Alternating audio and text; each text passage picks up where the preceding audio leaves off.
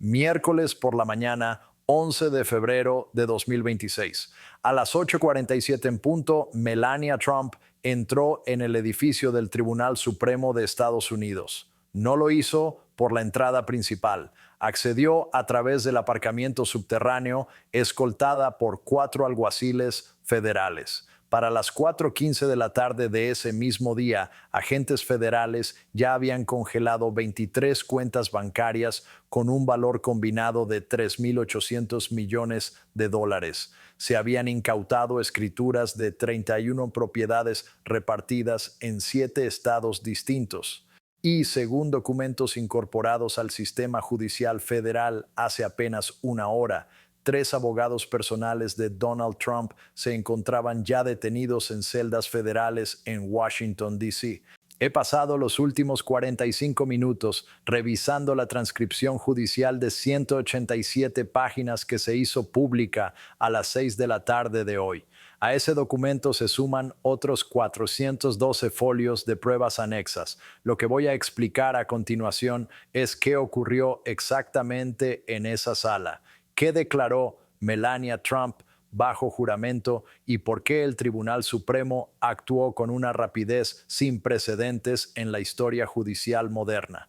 La ex primera dama no se limitó a responder preguntas. Entró en la sala con una caja de cartón que contenía diarios personales, copias de mensajes de texto y extractos bancarios que, según se desprende del expediente, ni siquiera sus propios abogados conocían. Conviene retroceder un momento. Melania Trump ha sido primera dama en 2 ocasiones, entre enero de 2017 y enero de 2021, y nuevamente desde enero de 2025, tras la reelección de su marido. Entre ambos periodos, mantuvo un perfil público extraordinariamente bajo, concedió apenas 3 entrevistas y evitó deliberadamente el circuito habitual de libros, conferencias y apariciones públicas. Durante años se la describió como la primera dama más reservada de la historia reciente de Estados Unidos. Ese contexto es clave para entender lo ocurrido ayer. Hace aproximadamente 3 semanas, el Departamento de Justicia presentó una moción de emergencia ante el Tribunal Supremo. Investigaba presuntas transferencias fraudulentas de activos, movimientos financieros destinados presuntamente a ocultar fondos frente a órdenes judiciales. Según el gobierno, entre noviembre de 2025 y enero de 2026 se habrían transferido miles de millones de dólares desde cuentas que estaban sujetas a congelación judicial. A partir de ahí, los acontecimientos se aceleraron. Hace 17 días, el Tribunal Supremo aceptó escuchar argumentos de urgencia sobre la posibilidad de incautar activos mientras la investigación seguía en curso. 12 días atrás, la Fiscalía Especial solicitó obligar a declarar a la cónyuge del investigado, alegando que Melania Trump tenía autoridad de firma sobre 19 cuentas bancarias offshore. 8 días después, el tribunal concedió esa petición pese a la firme oposición del equipo legal de Trump. El lunes de esta misma semana, los abogados de Melania intentaron bloquear la comparecencia por última vez. El Tribunal Supremo rechazó la solicitud a las 11 de la noche. Y entonces ocurrió algo que nadie había previsto. El martes por la mañana, Melania Trump despidió a todo su equipo legal. Los 4 abogados que la habían representado desde el inicio de la investigación recibieron sus cartas de rescisión antes del amanecer. A las 10 de la noche ya había contratado a un nuevo bufete especializado en defensa penal federal y cooperación de testigos. Para cualquier observador con experiencia, ese cambio era una señal inequívoca de que algo importante estaba a punto de suceder. A las 8:47 del miércoles, Melania Trump entró en la sala del Tribunal Supremo. La audiencia se celebró sin cámaras, pero con presencia de periodistas. Según 3 reporteros presentes, llevaba consigo la caja de cartón. Su nuevo abogado intentó apartarla. Ella se negó y la sostuvo firmemente. A las 9:02, el presidente del tribunal, John Roberts, abrió la sesión. El fiscal especial comenzó con una pregunta directa: si deseaba acogerse al privilegio conyugal que le habría permitido negarse a declarar contra su marido. Melania miró a su abogado. Él asintió. Aún así, ella respondió. Cito literalmente del acta: rechazo invocar el privilegio conyugal. Estoy preparada para responder a todas las preguntas con veracidad. La sala quedó en silencio absoluto. Un periodista describió el momento como uno en el que se podía oír la respiración de los presentes. A continuación, se le preguntó si deseaba acogerse a la quinta enmienda para evitar la autoincriminación. De nuevo, respondió que no. Declararía sobre todo. Durante las 6 horas siguientes, Melania Trump permaneció en el estrado y fue desmontando lo que los fiscales describen como uno de los mayores esquemas de fraude financiero en la historia política del país. La primera revelación importante llegó aproximadamente una hora después de iniciar su testimonio. Al ser interrogada sobre su papel en las finanzas familiares, explicó que, a partir de marzo de 2025, Donald Trump le pidió que firmara como cotitular en varias cuentas bancarias nuevas. Le dijo que se trataba de cuentas comerciales vinculadas a proyectos inmobiliarios. Ella firmó sin revisar en detalle la documentación, confiando en que se trataba de un trámite rutinario.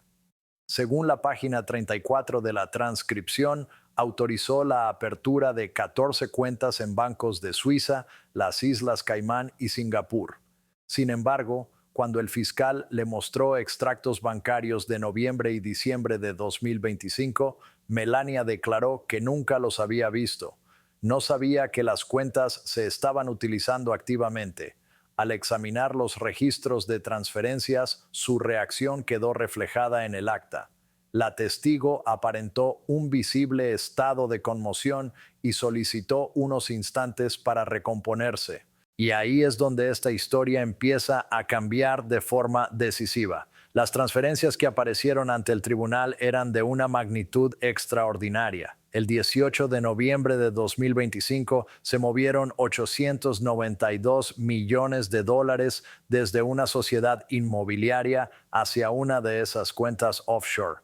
El 23 de noviembre, otros 1.100 millones. El 4 de diciembre, una nueva transferencia por valor de 687 millones. Y el 8 de enero de este año, una última operación de 1.200 millones de dólares. Todas estas transacciones se produjeron después de que un juez federal hubiera ordenado la congelación de los activos de la organización Trump a la espera de la resolución de varios procedimientos civiles por fraude. Pero el elemento más comprometedor no era solo el volumen del dinero, sino el mecanismo utilizado. Cada una de esas transferencias requería 2 firmas, la de Donald Trump y la de Melania Trump. El fiscal mostró a la testigo las autorizaciones de transferencia. Su firma figuraba en todas y cada una de las páginas. Melania confirmó que la firma era suya. Fue entonces cuando pronunció una declaración que alteró por completo el rumbo del caso. Según consta en la página 67 de la transcripción, Melania declaró: estos documentos me fueron presentados durante lo que se me describió como reuniones rutinarias de negocios. Me dijeron que estaba firmando acuerdos de gestión inmobiliaria. Los documentos estaban organizados en carpetas y firmé donde se me indicó. No leí el contenido completo porque tanto mi marido como sus abogados me aseguraron que se trataba de documentación estándar del sector inmobiliario. El fiscal formuló una pregunta clave a continuación. ¿Había preguntado alguna vez para qué servían realmente esos documentos? La respuesta, recogida en la página 71, fue clara. Dijo que en diciembre preguntó por qué había tantos documentos que firmar. Le respondieron que el negocio estaba creciendo y que no debía preocuparse por los detalles. Aceptó esa explicación. Aquí conviene detenerse un momento, porque este punto es esencial desde el punto de vista legal. Si Melania Trump hubiera participado de forma consciente en el traslado de fondos sujetos a una orden judicial de congelación, estaría incurriendo en un delito federal. Sin embargo, si firmó documentos sin conocer su verdadera naturaleza, si fue inducida a error sobre lo que estaba autorizando, entonces su papel cambia por completo. Deja de ser sospechosa y pasa a ser testigo contra quienes la engañaron. Ese matiz lo es todo. Durante las 2 horas siguientes, el fiscal revisó con ella documento tras documento, órdenes de transferencia, autorizaciones de pagos, extractos bancarios y registros de cuentas. Periodistas presentes en la sala relataron que las manos de Melania temblaban mientras examinaba las pruebas. En torno a la 1:30 de la tarde, el presidente del tribunal decretó una pausa para el almuerzo.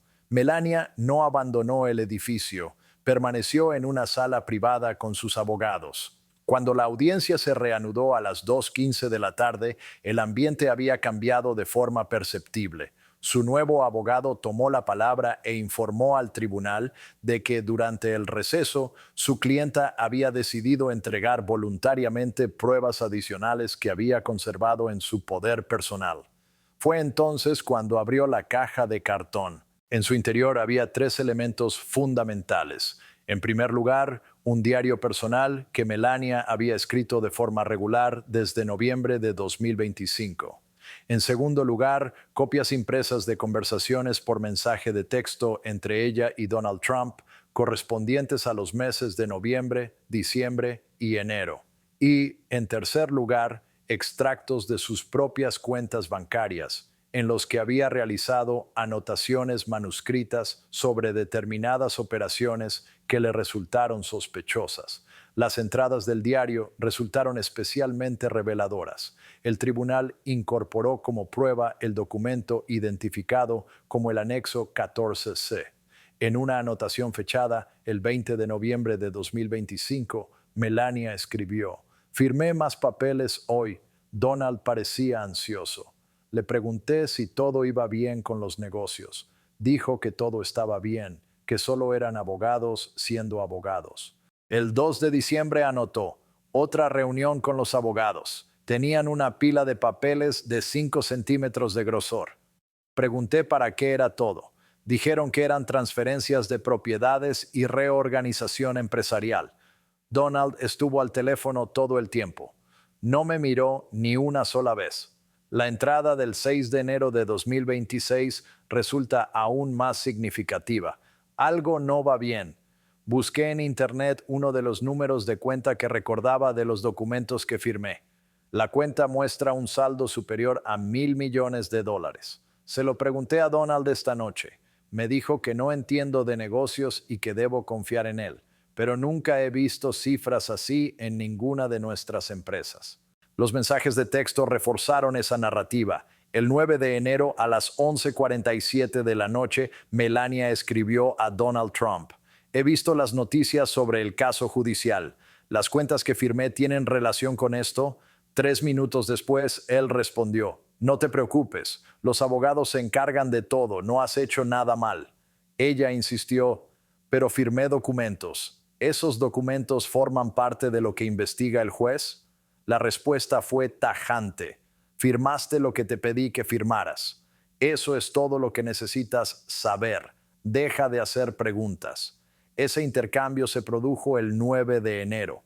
El Tribunal Supremo ordenó formalmente su comparecencia el 3 de febrero. Según su testimonio, recogido en la página 156, Melania tomó la decisión de cooperar con las autoridades el 12 de enero, tras consultar con un abogado independiente. Ese abogado fue directo.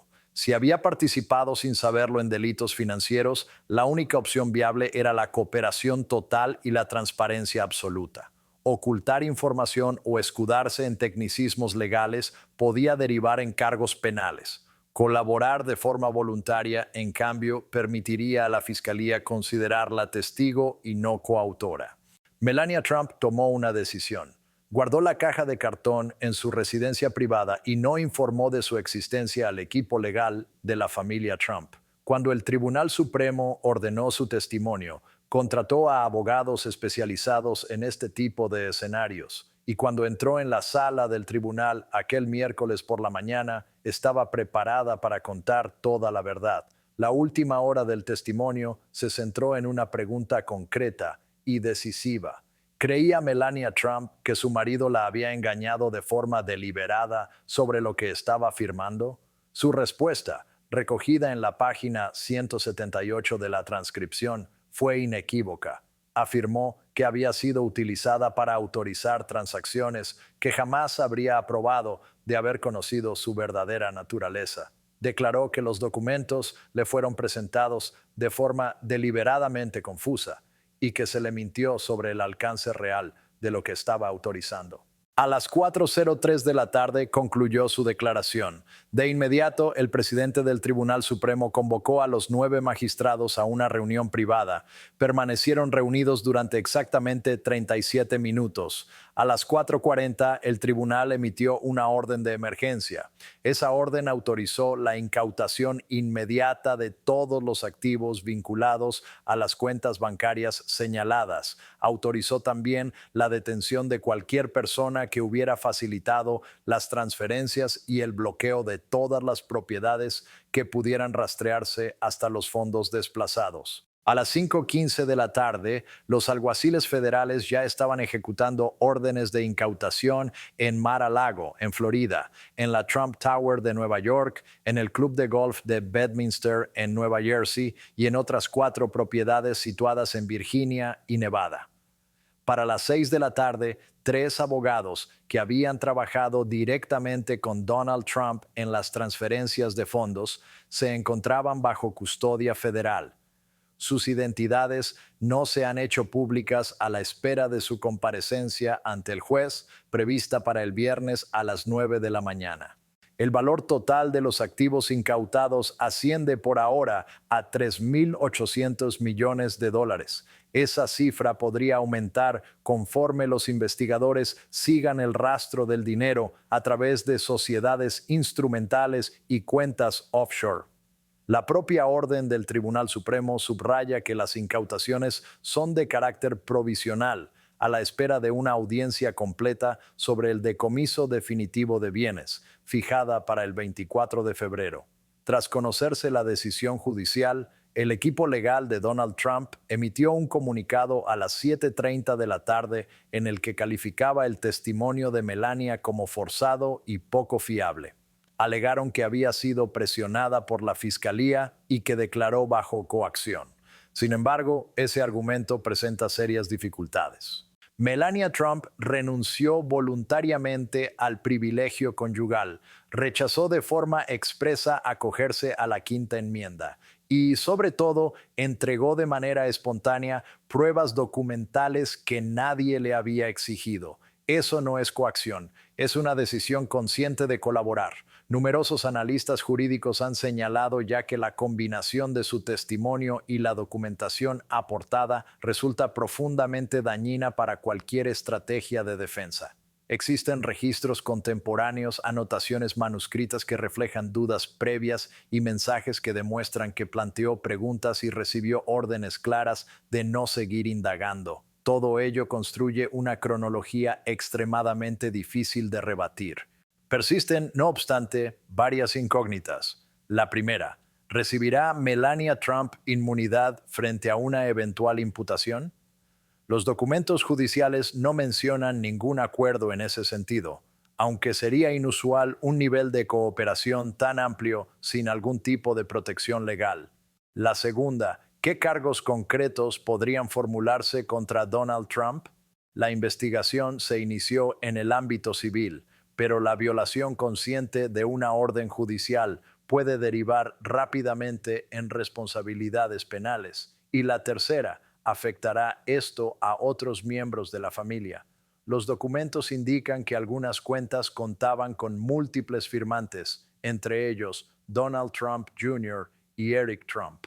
Lo que sí se sabe con certeza es que el Tribunal Supremo ha fijado una audiencia completa para el 24 de febrero a las 10 de la mañana en la que se decidirá si la incautación de los activos se convierte en permanente. Los 3 abogados detenidos comparecerán ante el tribunal este viernes a las 9 de la mañana, momento en el que se conocerán los cargos concretos. Además, el lunes 16 de febrero, el Comité de Supervisión de la Cámara de Representantes celebrará una sesión de emergencia para examinar los mecanismos de control sobre la divulgación financiera del Poder Ejecutivo.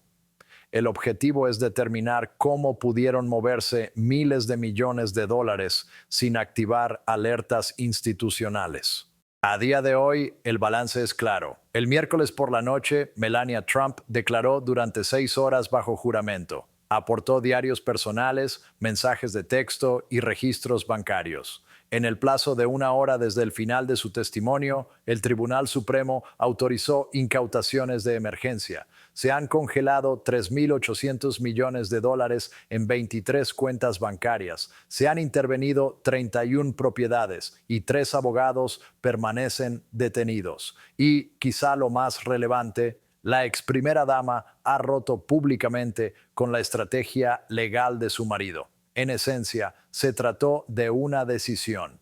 Melania Trump podía optar por proteger a su esposo y asumir el riesgo de consecuencias penales, o podía explicar con precisión qué sabía, cuándo lo supo y qué le dijeron. Optó por lo segundo.